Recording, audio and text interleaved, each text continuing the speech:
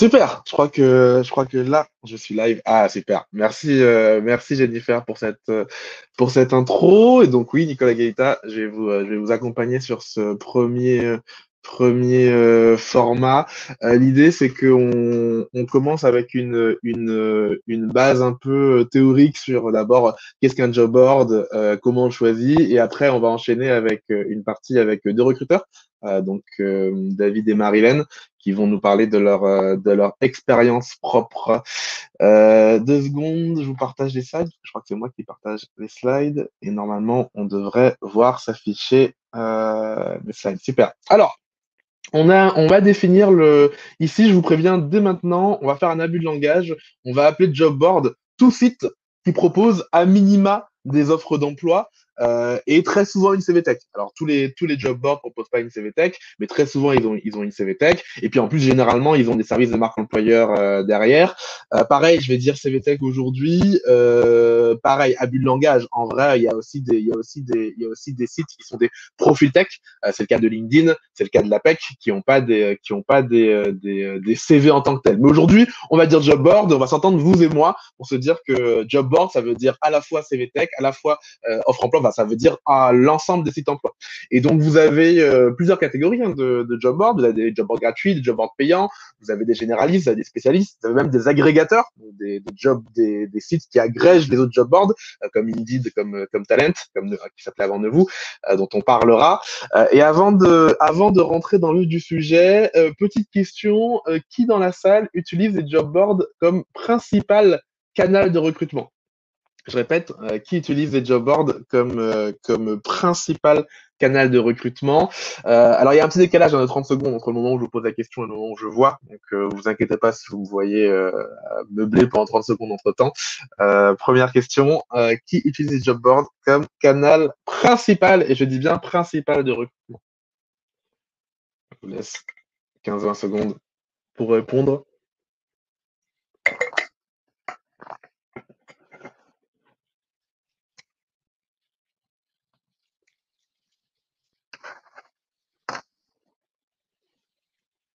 Je pose la question parce que moi-même, quand j'étais recruteur, c'était pas mon premier canal de recrutement parce que je recrutais des développeurs et que j'étais sourceur indépendant et que j'avais pas. En plus, j'étais un cabinet que j'avais monté moi-même, donc j'avais pas le budget pour utiliser Jobboard. Je sais pas si c'est moi qui n'ai pas de retour ou si c'est parce que il y en a pas. Hop. Ok, 70%. 70%, 70% ont répondu oui. Donc, on a 2 tiers de la salle qui utilisait Jobboard. Donc, une grande majorité. Deuxième question, as-tu déjà mesuré, et là, je pense qu'on aura moins de 70%, est-ce que parmi les 70%, du coup, encore que non, non, même pas, parmi tout le monde, qui a déjà mesuré la rentabilité de son Jobboard? Par rentabilité, j'entends pas forcément rentabilité monétaire, j'entends au moins être capable de dire que j'ai recruté par tel job board et que je suis d'être capable de ventiler, d'être capable de dire voilà, j'ai recruté par celui-là ou par celui-là, ça a pris tant de temps, pas forcément une rentabilité monétaire. D'ailleurs, j'ai oublié de vous dire, mais vous avez, quand vous répondez au sondage, et que vous fermez, vous pouvez y accéder à nouveau dans vos notifications, normalement. Et je vous mets déjà la troisième question en attendant. Ah, 50% des gens. Ah, je pensais pas qu'il y aurait autant de gens qui étaient capables de mesurer tout le temps leur rentabilité. Et les dernières, plus ardues. Connais-tu le nombre de vues de chacune des annonces? C'est-à-dire, est-ce que tu es capable, sur chaque annonce que tu poses, de savoir combien de gens les ont vues? Donc, réponse d'avance sur la qui peut mesurer la rentabilité. 50% ont répondu tout le temps et 50% ont répondu partiellement. C'est marrant comme je dis 50%, j'espère que c'est pas juste 2 personnes qui ont répondu.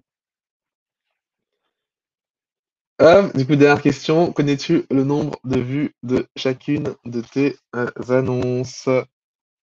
Et après, on va rentrer dans le vif du sujet. Hop, 46% connaît le nombre de vues avec précision.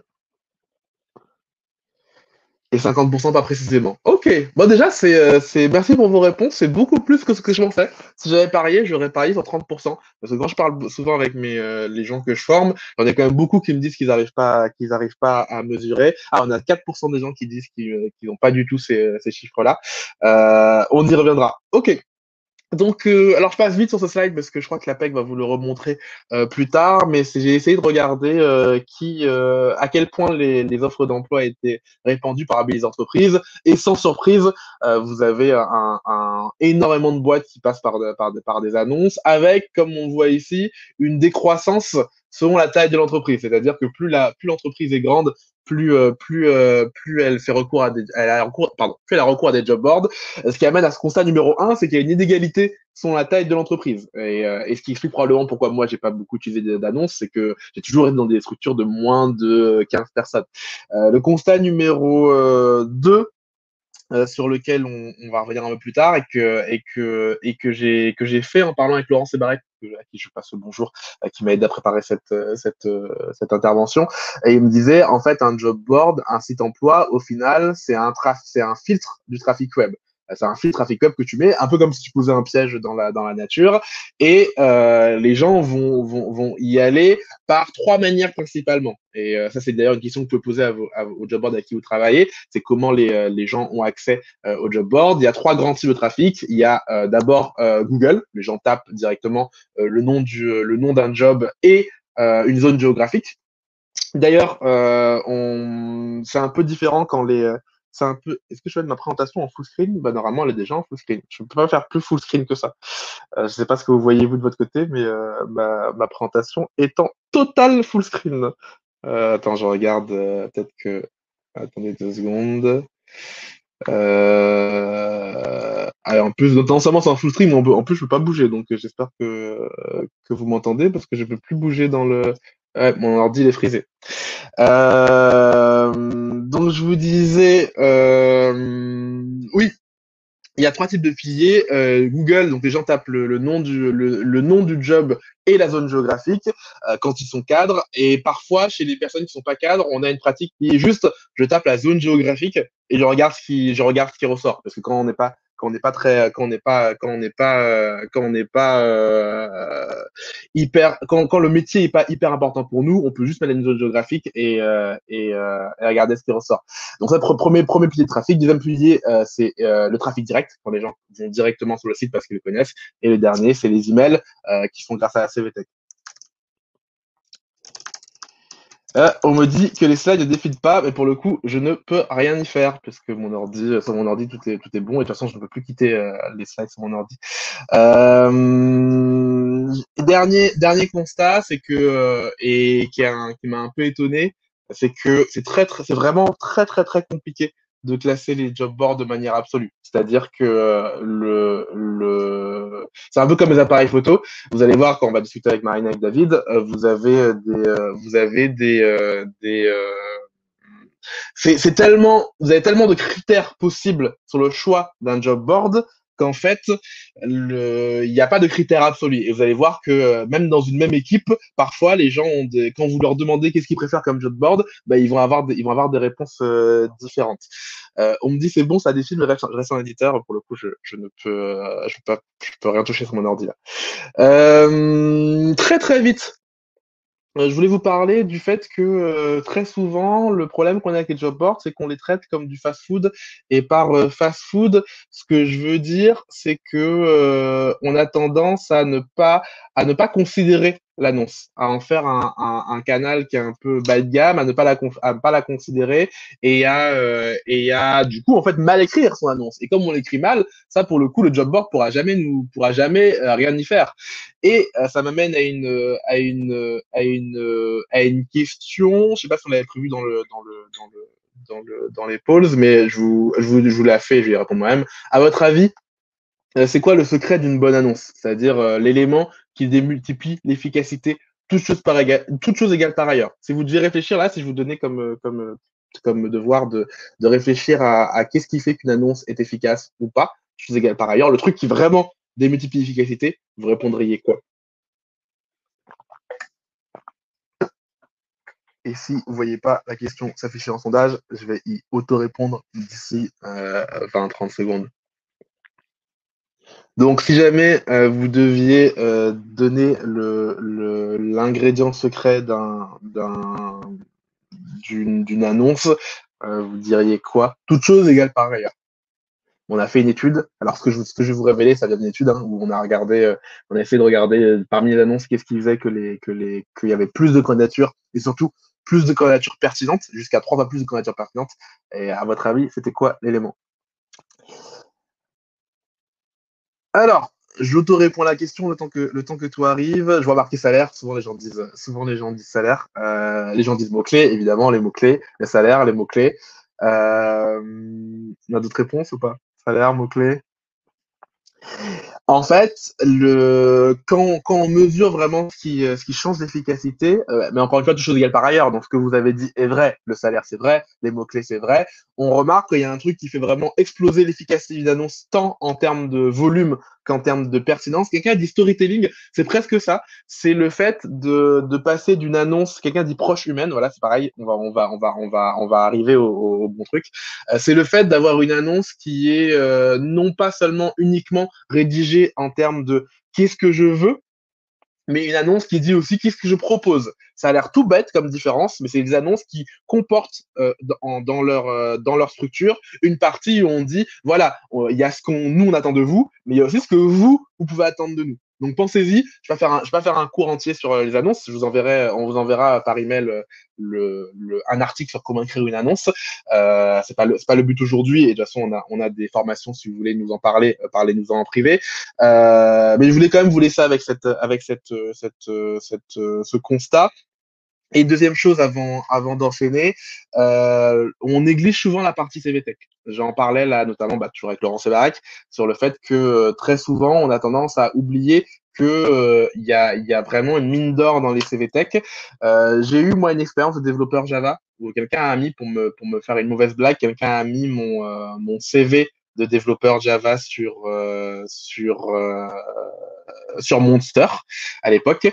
Et alors c'était avec un faux parcours évidemment, et j'ai été harcelé de messages de recruteurs. Et pourquoi je vous raconte ça? Parce que la personne qui a mis mon CV, elle avait aussi postulé à 2 annonces. Et en fait, les recruteurs des 2 annonces ont mis plus de temps à me répondre que les gens sur le CV Tech qui venaient directement me contacter. Je vous le dis parce que c'est quelque chose que j'avais vu aussi, une étude de Randstad que j'avais vu, qui montrait que le temps moyen de réponse à une annonce était 3 à 4 fois plus élevé que le temps moyen que les recruteurs mettaient sur la CVTech à approcher les gens. Donc pensez-y, ça ne veut pas dire de ne pas faire d'annonce, c'est pas du tout ce que je suis en train de dire, mais ça veut dire de penser quand vous mettez une annonce, pardon, d'être réactif, et deux, que la CVTech, c'est vraiment un moyen hyper efficace d'aller contacter les gens. Ce qui amène à la partie suivante, qui est, alors je vais aller très très vite sur à quoi ressemble l'écosystème des job boards, puisqu'on va vous allez après avoir des job boards qui vont venir vous se présenter à vous. La première chose, c'est qu'il y a des grandes familles. On vous a fait, je vais vite aussi parce qu'on vous a fait un comparatif que vous aurez à la fin. Donc vous inquiétez pas, vous aurez le comparatif à la fin. Donc on a demandé à une centaine d'entre vous de répondre sur plusieurs critères sur chaque job board, et on vous a fait un document avec ces données. Les grandes familles, vous avez évidemment des payants, des gratuits, vous avez des job boards qui sont plutôt orientés cadres, des job boards qui sont plutôt orientés non cadres, vous avez des spécialistes, vous avez des généralistes, vous avez des simples, vous avez des agrégateurs. Donc c'est à vous de vous repérer là-dedans et de choisir lequel vous voulez, puisque si je reviens à ma définition qui est, et j'étais un peu vite là-dessus, qui est le job board, c'est un filtre. J'ai un grand trafic internet, un grand trafic web, les gens passent sur le web. Imaginez le web comme un grand passage, et je vais mettre un filtre. Et la question, c'est quel genre de filtre je vais mettre. Et donc, si je mets mon filtre sur un job board généraliste, ça va pas du tout pareil que si je le mets sur un job board, je sais pas, spécialisé sur les contrôleurs de gestion, spécialisé sur les designers. Bref, vous avez compris. Et le dernier truc que je voulais vous dire dans cette partie, c'est qu'un job board a plusieurs types de produits vendus. Il a majoritairement 3 grands types de produits vendus. Alors, comme je l'ai dit au début, tous ne vendent pas tous les produits. Il y a il y a des job boards qui ne sont que des sites avec des annonces. Il y a des CVTech qui ne sont que des CVTech. Mais généralement, vous avez 3 produits. Le premier, c'est l'annonce, donc l'offre d'emploi. qui historiquement était dans un journal, hein. Rappelez-vous, hein, ceux qui ont connu le recrutement avant, les annonces, les offres d'emploi. D'ailleurs, je trouve que le terme de anglo-saxon, il est beaucoup plus parlant. C'est job ad, job advertising, une publicité d'emploi. Donc, c'est une publicité d'emploi qu'on met dans un journal et que vous payez. Vous avez la CVTech, vous avez donc l'ensemble des profils que vous pouvez retrouver et vous avez des services de marque employeur. Alors, c'est moins souvent, mais souvent dans un, je vais dire moins souvent, mais souvent. C'est moins souvent, mais vous avez aussi cette prestation dans plusieurs job boards. Et pourquoi je vous parlais de pub? Parce qu'en fait, la facturation d'un job board, elle est quand même très liée au monde de la pub, en ce sens où vous avez le choix entre payer une annonce au forfait. Donc, en fait, vous payez une annonce, vous avez, je sais pas, j'ai n'importe quoi, vous payez une annonce 400 euros. Alors, j'ai n'importe quoi, j'aurais pas dû dire un chiffre. Mais vous payez une annonce X euros. Et voilà, c'est tout ce qui se passe. Vous payez l'annonce X euros et quoi qu'il arrive, que vous recrutiez ou non, bah, c'est pas le problème du job board. À l'inverse, vous avez un type de facturation qu'on appelle au CPC en pub, donc au coût par clic, qui est souvent la facturation des agrégateurs, donc type Indeed, Nevoo, etc. Les agrégateurs, très souvent, ne vous font payer que les clics. Donc vous payez plus ce que vous faites a de clics, plus ça a de résultats et plus vous payez. Ce qui a le désavantage de vous faire payer plus quand vous avez du succès, mais qui a l'avantage de vous faire payer moins quand vous avez moins de personnes qui cliquent. Et me voici donc à ma partie. J'espère que tout le monde est prêt, puisqu'on arrive à la partie 3 qui est de définir mes critères de choix. Je vous ai suffisamment parlé de manière très abstraite. On va rentrer dans du totalement concret, puisqu'on va accueillir Marie-Laine de chez Randstad. Et j'espère en régie que tout le monde est prêt pour accueillir Marie-Laine. Donc, je vais accueillir Marie-Laine, qui est une recruteuse, une responsable recrutement, pardon, chez Randstad, donc Randstad In-house, qui est l'entreprise d'intérim, qui va nous parler de son expérience avec les job boards, comment elle les a choisis, quel type de profil elle recrute, etc., etc. Et est-ce que j'ai Marie-Laine avec moi ou pas du tout? Alors, il y a 30 secondes, c'est toujours perturbant les 30 secondes de décalage. Bonjour. Hello Marie-Laine, tu m'entends bien? Oui, très bien. Bonjour à tous. Super, comment ça va? Très bien, merci. J'espère que vous aussi. Merci d'être rendu encore disponible parce qu'on s'est vu en répète là encore et encore une fois aujourd'hui. Donc déjà merci pour ton temps Marie-Laine. Est-ce que tu peux raconter rapidement aux gens déjà qui tu es et quel type de profil tu recrutes? Oui, bien sûr. Alors, bonjour à tous. Donc, moi, je suis Marie-Laine. Je suis manager recrutement CDD, CDI, parce que Nicolas parlait d'intérim, mais moi, je fais pas d'intérim. Donc, pour Randstad In-house. Et rapidement, Randstad In-house, on est donc la marque de Randstad qui avons les agences hébergées sur sites de production et sites logistiques de nos clients. Donc, mon cœur de métier par rapport au profil que je recrute, c'est vraiment tous les profils de la production et de la logistique allant de l'opérateur jusqu'à l'agent de maîtrise. Donc, globalement, ça se dispatche en 4 catégories.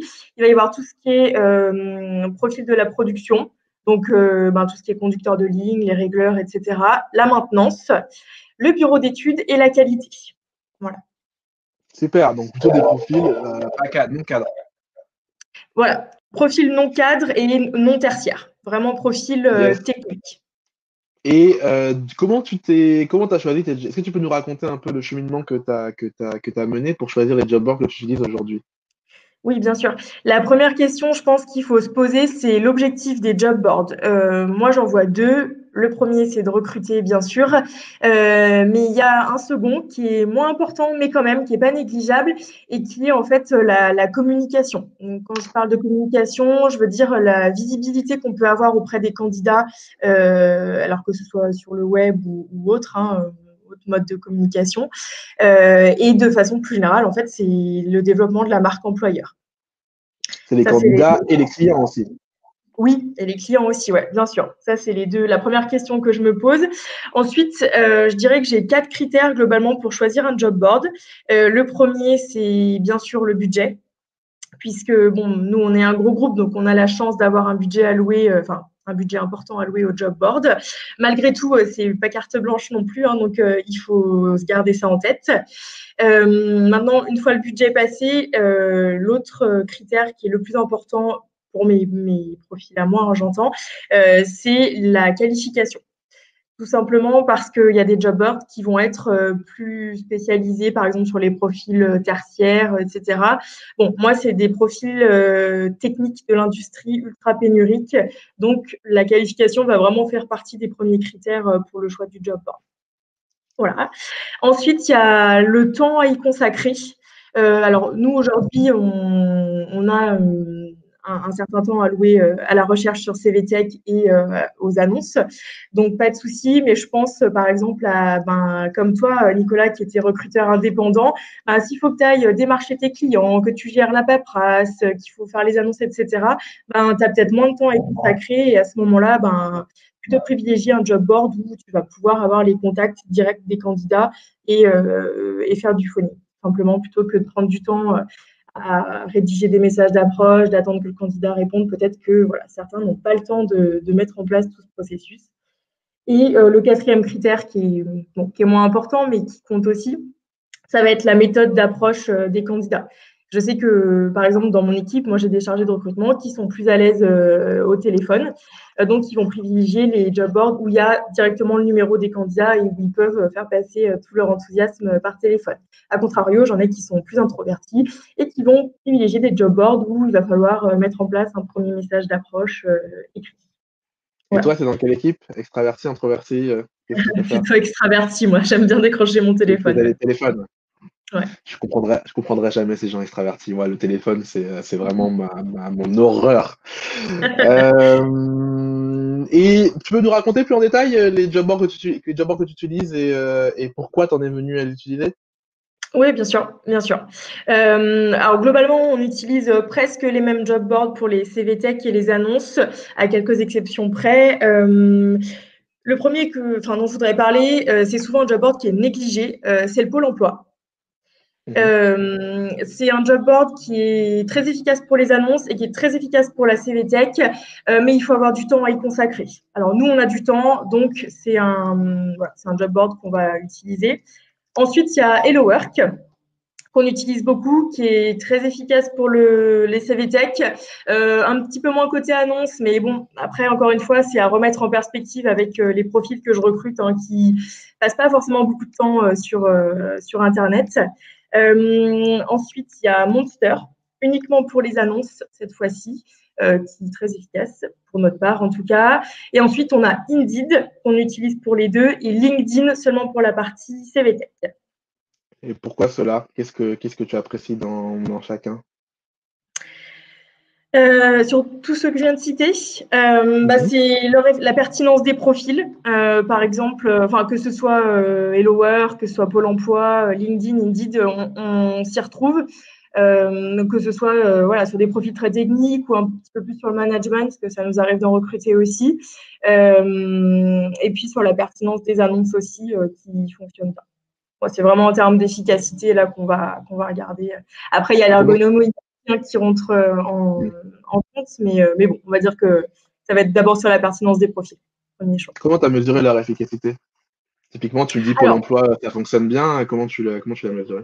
Alors, on a la chance d'avoir un bel outil, un bel ATS qui va mesurer tout ça, en fait. On a à la fin de chaque mois, par exemple, nous, on a des tableaux de bord sur lesquels on va pouvoir auxquels on va pouvoir se référer pour voir quel job board a été plus efficace. Mais les job boards aussi font des reportings. Tu parlais tout à l'heure du nombre de vues, d'annonces, etc. Les job boards le font aussi. Ils nous envoient un rapport, je sais plus, mensuel ou trimestriel, j'ai un doute, mais on sait aussi un canal pour avoir les infos. Et tu me disais que tu passais beaucoup de temps sur les CVTech? Oui.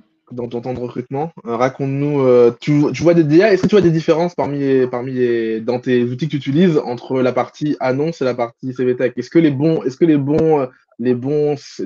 bons chiffres d'annonce ont les bons chiffres CVTech, ou alors c'est pas lié du tout, c'est totalement décorrélé? Non, pas forcément, au contraire, ouais. Je vais prendre l'exemple de Monster, qui est très efficace pour les annonces. Par contre, en termes de CVTech, pour les profils techniques de l'industrie, va être un petit peu moins pertinent. Dans ton cas à toi, en tout cas. Pardon? Dans ton cas à toi, en tout cas.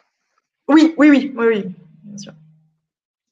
C'est pas mal tout ça. On arrive au bout de ce que je voulais te raconter. Jack, mais quel ATS utilise, j'ai oublié de te poser cette question fondamentale, quel ATS utilise, ça va faire le lien en plus avec le dernier numéro 1, quel ATS tu utilises pour suivre tout ça? Alors, c'est pas un ATS à proprement parler. En fait, c'est un CRM sur lequel notre développeur a développé un module ATS pour qu'on puisse suivre nos recrutements. Ah, c'est vous-même qui l'avez développé?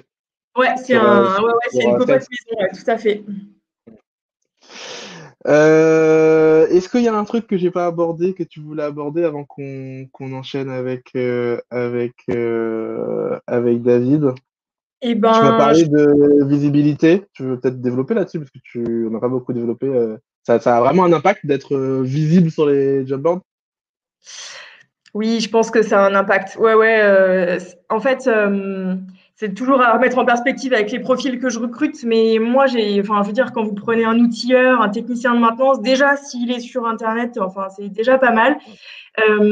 Après, les job boards où ils vont être présents, ben, c'est ceux qui ont le plus de visibilité au grand public, hein, donc ceux qui font de la pub, de la radio, de la télé, etc. Et donc, c'est aussi important, nous, d'être sur ces job boards-là, puisque ben, au moment où ils vont rechercher du travail, si jamais ils en recherchent, parce qu'en général, ils seront plutôt débauchés qu'en recherche d'emploi, mais ça arrive, ils vont aussi aller sur ces job boards-là. Donc oui, c'est important d'avoir de la visibilité. Et en fait, c'est le même schéma de réflexion pour aller chercher du travail. C'est-à-dire, ils vont se dire, ben, OK, je cherche un poste, comment je fais? Ben, ils vont pas cibler tout de suite une entreprise. Ils vont cibler des entreprises dans lesquelles ils vont pouvoir trouver plusieurs postes. Et donc, ça va passer aussi par les grosses boîtes d'intérim comme Randstad et comme mes confrères des autres. Ouais. Sur quelle ville tu recrutes en général? C'est vrai qu'on J'ai n'a pas un abordé ce point. Est-ce que périmètre national. domaine national, hein. Ouais, ça peut être Le- fond de l'Auvergne, comme en Île-de-France, comme sur la Côte d'Azur. Vraiment, il n'y a pas de, j'ai pas de différence. Bah, Super. souvent, c'est d'ailleurs dans la Cambrousse, hein. Enfin, les gros sites industriels, ils sont implantés là où c'était pas cher Ouais, c'est d'aller ça. s'implanter. Et du coup, souvent, ça fait partie de mes difficultés, c'est que voilà, ils sont au milieu de la Corrèze. Il y a la première ville, elle est à 1 heure de route, donc ça nécessite d'être véhiculé, etc. Enfin, ça engrange tout un tas de contraintes. Donc voilà. Mais du coup, maintenant, je suis au poil en géographie française. C'est en parlant avec toi la dernière fois que je me suis rendu compte que le choix de job board est très subjectif. Tu reconfirmes ce que tu m'as dit que donc vous avez 5 job boards que vous avez retenus en top, mais tu me disais, selon les recruteurs et les recruteuses de ton équipe, ils n'ont pas les mêmes tops ils ont même des tops inversés en termes de top Complètement. 1, top 2. C'est Ouais, fou ça quand même. complètement. Ouais, je confirme. Ouais, complètement. Ça dépend de quoi? De leur affinité ou de leur type de profil qu'ils recrutent? Non. Alors, plutôt de l'affinité avec le job board et puis avec la méthode d'approche. Comme je parlais tout à l'heure de ma collègue qui est un petit peu introvertie, elle, son chouchou, c'est Indeed, parce que va falloir envoyer un message, puis l'interface est quand même claire, etc. Moi, à contrario, mon premier job board, ça va être le Pôle emploi ou Hello Work, parce que je vais pouvoir passer des coups de fil, échanger tout de suite avec les candidats. Voilà. Après, oui, il y a l'interface, je pense, qui joue un peu. Et puis, par rapport au qualif, bon, on va dire qu'il y a LinkedIn qui sort un peu du lot où on aura tendance à y aller en premier lieu sur des postes de chef d'équipe ou de bureau d'études, voilà, de la méthode, des choses comme ça. Mais quand bien même, enfin, j'ai recruté des outilleurs sur LinkedIn, donc tu vois. Je te pose la question pour bien mettre en avant que c'est très subjectif le choix Oui, d'un job board, au sens où ça dépend vraiment de tes critères, à la fois de tes critères, à la fois de ton affinité. Et c'est ce je trouvais ça intéressant dans ton retour. Alors j'ai une dernière question. Je sais que c'est la quatrième fois que je dis que j'ai une dernière question. Mais là, je pense avoir la dernière question qui est la question de la salle, qui est est-ce que Randstad In-house a une présence job board hors Internet? C'est-à-dire ouais, j'ai fait la date que toi au début, dans des journaux, j'imagine, du papier. Alors, c'est une très bonne question. Je ne saurais pas dire honnêtement. Alors, On a une présence job board en local, en présentiel. Ça, c'est nos responsables de compte qui sont donc hébergés sur les sites de production de nos clients qui, eux, vont faire du sourcing local. C'est-à-dire qu'ils vont aller démarcher en fait tout ce qui est les pôles emploi, mais en direct, les missions locales, etc. Mais ça va être pour leur qualif à eux. Ça ne fonctionne pas forcément pour des profils ultra techniques comme moi, je peux recruter. Après, je sais qu'on a tout ce qui est pub, radio, télé aussi, ça nous arrive. Alors, c'est des campagnes qui sont étalées dans le temps. Mais presse, bonne question, je ne saurais pas dire. Tu m'étonnes. Super, bah, écoute, merci à toi, Marilène, pour ton temps. Merci. Et je te dis à très vite. Bye bye. Et normalement, bye. Et normalement, on accueille David. Ah bon, David est déjà là. Oh, je comptais meubler, mais David est déjà là. Quelle rapidité. Merci d'être là, David. Bonjour tout le monde. Avec un setup beaucoup plus beau que le mien. Très, très beau setup de bibliothèque. Merci pour ton temps, David. Est-ce que même question qu'à Marilène, est-ce que tu peux te présenter rapidement et dire quel type de profil tu recrutes principalement? Bien sûr, donc moi je m'appelle David Sankar, je suis responsable recrutement pour Smart Ad Server, qui est une PME de 260 personnes qui fournit des solutions technologiques pour la publicité en ligne. Avant ça, je m'occupais du sourcing pour Indeed sur un périmètre Europe. Et encore avant, j'étais chez Renault et je m'occupais entre autres de la sélection des outils de sourcing et notamment des job boards. Et actuellement, on recrute principalement des profils qui ont soit une compétence, une spécialisation un peu de niche sur certaines parties du marketing digital et notamment de la pub en ligne, ou des profils tech, full stack ou back-end software engineer, ce genre de choses. Donc surtout des développeurs, si je traduis ce langage. Voilà. Tu utilises quoi comme job board et puis surtout c'était quoi ton cheminement pour choisir tes job boards actuels? Alors, c'était beaucoup de tests, d'essais, de discussions aussi avec les recruteurs pour voir quelles étaient eux leurs préférences, tu vois, parce qu'en fait concrètement quand tu arrives, enfin moi j'ai pris le poste de responsable de recrutement, il y avait déjà une architecture d'outils qui était en place. Et concrètement, avec beaucoup de licences LinkedIn recruteurs, à la fois un peu coûteuses et en même temps, parfois, quand tu regardes les chiffres, avec un retour sur investissement qui n'est pas toujours justifié. Alors, ce que j'ai fait, c'est simplement que j'ai arrêté 3/4 des licences LinkedIn recruteurs et j'ai rebalancé le budget sur des job boards notamment.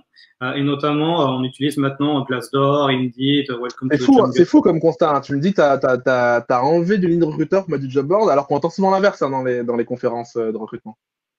Oui, mais puis c'est bizarre parce que c'était aussi un de mes rôles précédemment de former les recruteurs à LinkedIn et maintenant j'essaie plutôt de les déformer à LinkedIn puisqu'en fait on a tendance à aller trop rapidement maintenant sur du LinkedIn alors que les premières pour moi sources d'embauche et celles d'ailleurs qui nous transforment le plus de monde, ça reste si tu mets ensemble annonce, ton ATS et le sourcing sur CVTech plus les référals, c'est déjà 4 outils à maximiser pour moi avant d'aller sur du LinkedIn recruteur.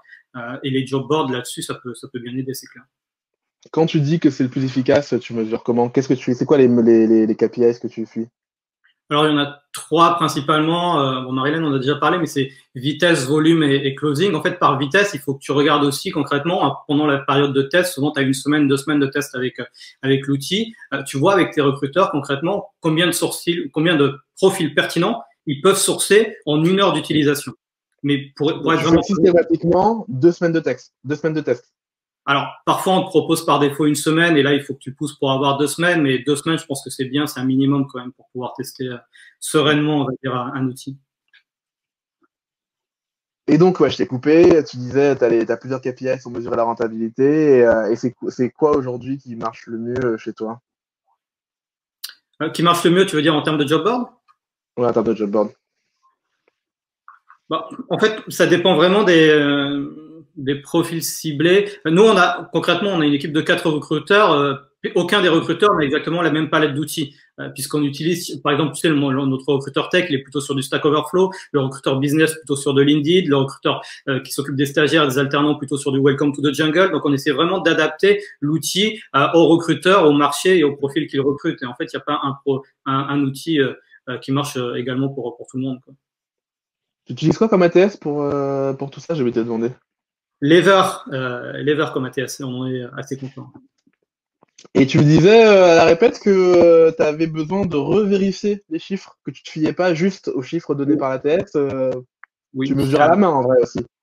En vrai, il y a beaucoup de choses qui se font là, puisqu'il y a beaucoup d'automatisation qui facilite peut-être parfois un peu faussement le travail, puisque les données sont pas forcément toujours hyper fiables. Et du coup, chaque fin de semaine, en fait, on regarde les closings, les recrutements qu'on a effectués, et je challenge en fait juste les recruteurs. Ok, est-ce que là l'ATS me dit que c'est du direct sourcing, mais est-ce que c'est pas de l'annonce? Et en fait, tu t'aperçois que parfois, quand tu cherches typiquement des profils depuis ton LinkedIn recruteur automatiquement, ton ATS te le met en direct sourcing, alors qu'en fait, c'est des gens qui ont répondu par annonce. Du coup, ça c'est hyper important de pouvoir, malgré tout, tu vas pas pouvoir le faire sur chaque, mais de garder un aspect de contrôle ou de challenging sur les données qui sont automatisées pour avoir des données fiables. Tu me parlais d'animer le fait qu'en fait, tu as toujours un recruteur qui est ou une recruteuse qui est plus motivée sur un outil enfin sur un job board donné que les autres, et que du coup, tu te servais de cette personne comme espèce de relais ambassadeur pour chauffer les autres. Tu peux nous en parler de ça? Ouais, parce que souvent quand on fait un nouvel, comment dire, quand on adopte un nouvel outil, c'est pas juste l'outil en fait, c'est toute la partie gestion du changement, puisque en fait il faut habituer les utilisateurs à utiliser justement un autre outil. Et pour ça, il y a des personnes qui vont être un peu rétifs finalement à laisser leur outil, d'autres qui vont déjà être un peu power user. Et du coup, plutôt que moi venir de manière frontale imposer un outil que j'ai choisi, je préfère impliquer tout le monde dès le début dans la période de test, voir qui peut être mis un peu en point de contact en référence et me baser aussi sur cette personne pour convertir, former et comment dire inciter aussi une plus grande utilisation de la part de toute l'équipe. En fait, tu peux pas y aller seul. Il faut aussi que tu trouves des alliés dans tes propres équipes parfois pour évangéliser les outils. Et un truc que je trouvais ouf, c'est que tu me disais que tu faisais carrément venir les commerciaux, un truc tous les vendredis. Tu vas dire un truc comme ça, tous les vendredis, tu vas venir les commerciaux des job boards pour t'en présenter des nouveaux et en faire un truc un peu ludique. C'était à la grande époque quand on n'avait pas le confinement. Bon, maintenant, j'essaie peut-être pas tous les vendredis, mais dès que c'est possible. Tu sais, tu as des réunions d'équipe, les réunions RH, etc., qui durent une bonne heure. Il y a toujours moyen de caser 15, 20 minutes ou même parfois 30 minutes sur la présentation d'un nouvel outil. C'est toujours sympa pour faire de la veille. Ça permet de prendre un peu du recul pour les collègues et puis de mettre une ambiance un peu plus conviviale et dynamique autour de cette problématique. Ouais. Pour finir, tu as quelques chiffres précis? Je sais que tu mesures.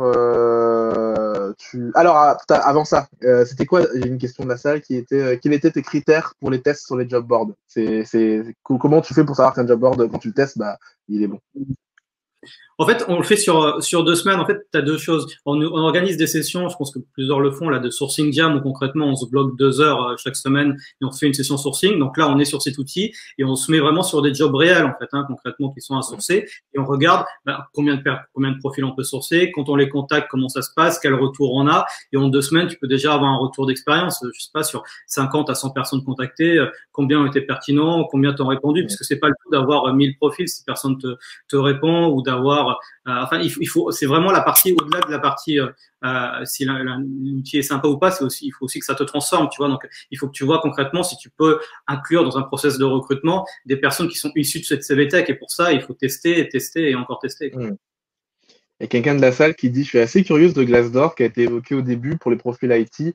Quelle utilisation tu en fais? C'est des annonces, c'est quoi? Alors, c'est des annonces. Moi, ça m'a aussi un peu étonné, même si je suis un ancien d'Indeed qui est aussi avec Glassdoor. Mais effectivement, pour les annonces, sur les profils internationaux, c'est-à-dire hors France, on en a 40% de nos recrutements, c'est quand même hors France.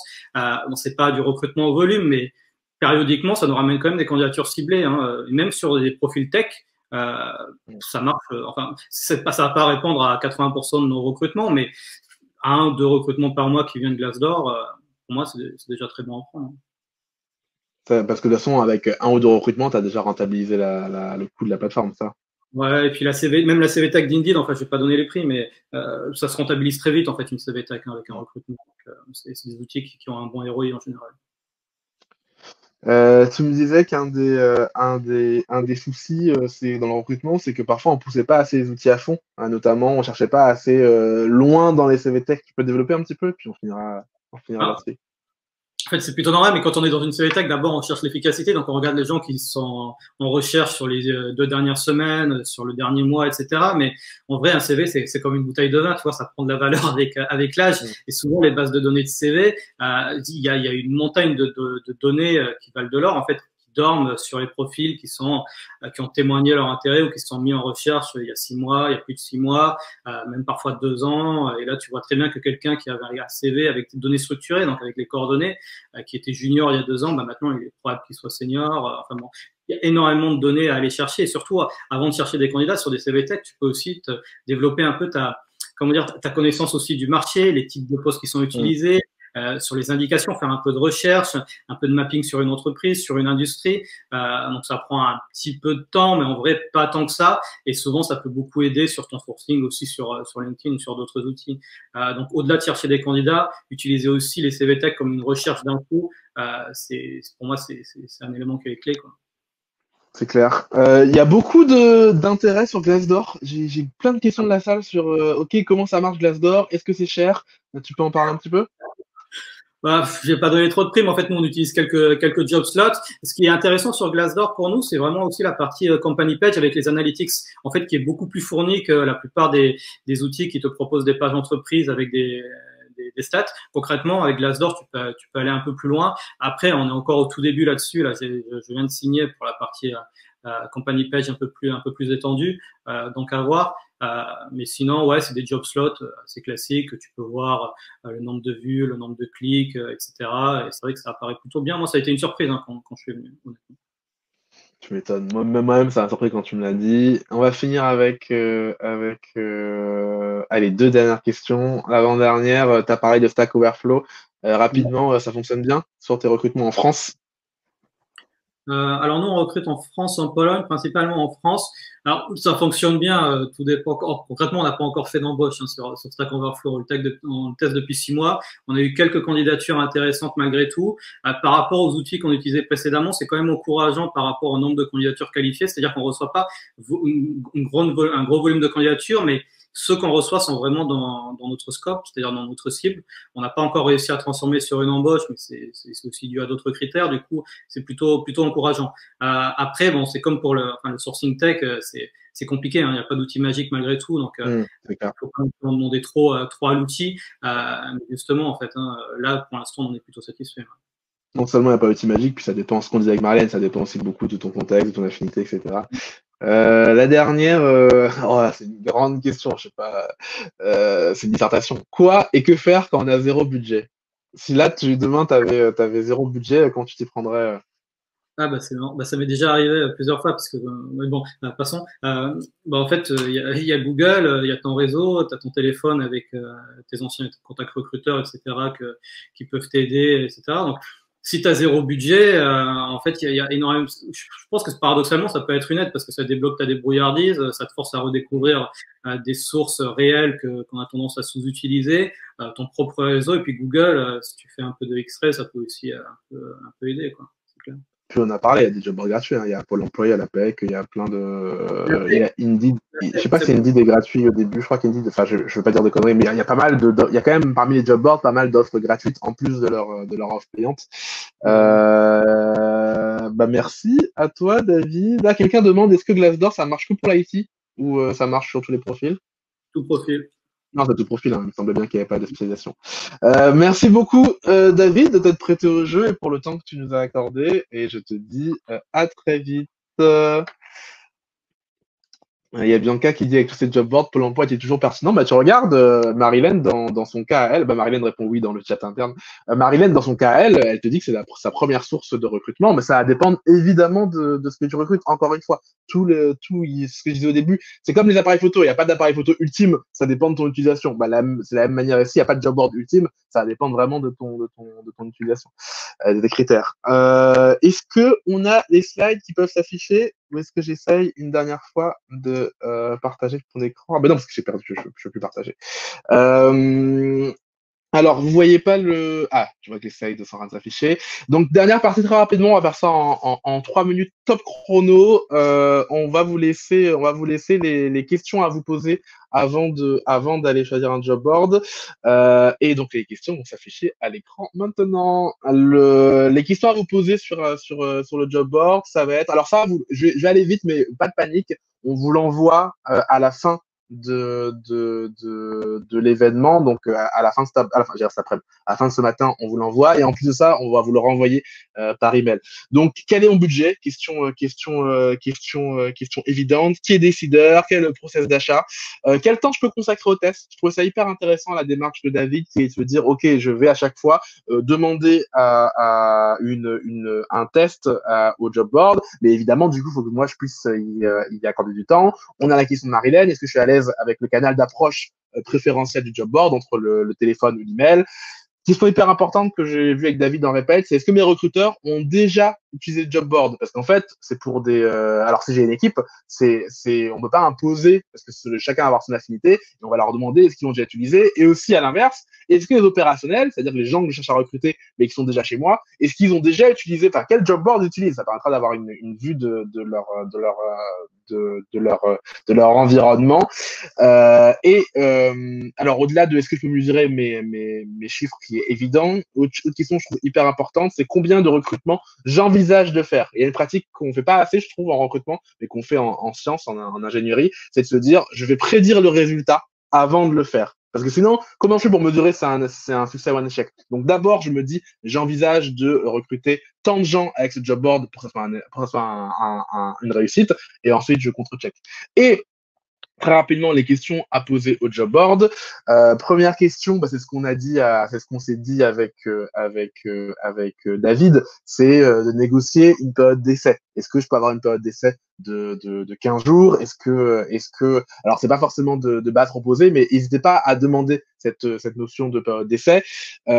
Question qu'on n'a pas abordée ensemble, mais dont j'ai discuté avec Laurent Sébarek la dernière fois, c'est il me disait la durée de vie moyenne d'une annonce en général, c'est 15 jours environ. C'est-à-dire qu'au bout de 15 jours, on n'a plus de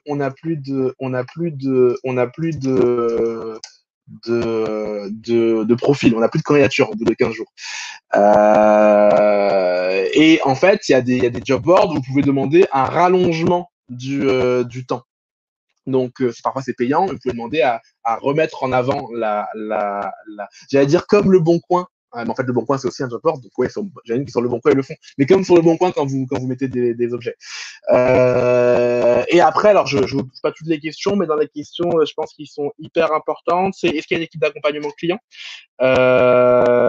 Et surtout, quel indicateur de mesure ils fournissent? Et question qu'on ne pose pas assez, je trouve, c'est quel est le nombre moyen de candidatures ventilées par population, ventilées par type de poste. Mais tout ça, je suis à court de temps, je vous laisse découvrir tout ça dans ce qu'on va vous envoyer. J'ai quelqu'un qui dit dans la salle, pour le canal d'approche, tout dépend aussi des profils qui répondent davantage au téléphone ou au mail. Oui, effectivement, il y a son type de population, tu vas pas avoir la même appétence pour tel ou tel canal. Moi, par exemple, si tu me recrutes, il vaut mieux éviter de m'approcher par téléphone. Donc voilà, je vous ai fait le tour très rapide de ces questions. Pas de panique, j'ai été vite sur cette partie. On a le temps pour une question maximum. On a déjà pris un peu de retard. S'il reste une dernière question, on va la prendre. Sinon, on va accueillir les speakers suivants.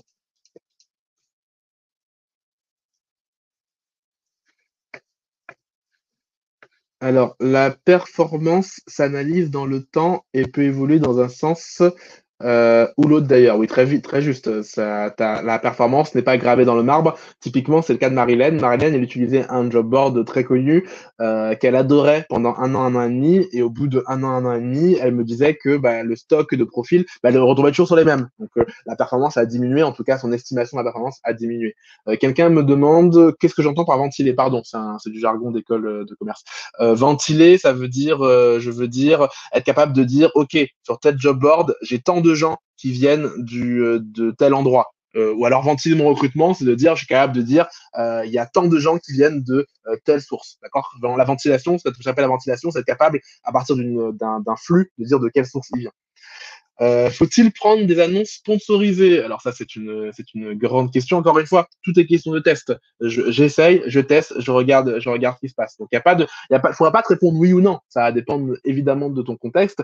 Là, il y a la seule règle en pub, puisqu'en fait les job boards, ça reste de la pub, c'est d'essayer. Tu mets un petit peu de budget, t'essayes, tu regardes ce qu'il y a. Et puis ça marche bien, bah, tu capitalises. C'est ce qu'on fait en pub. Hein. Si je donne de mon expérience moi de marketeur, quand je fais une pub, d'abord je mets un petit budget, je regarde si ça marche, si le taux de conversion il est bon, bam, je mets plus de budget. Alors je pars pas d'un coup avec tout le budget. Eh ben voilà, sauf s'il y a une dernière question, on arrive au bout de ma présentation avec exactement 5 minutes de retard, quand on a commencé 4 minutes après.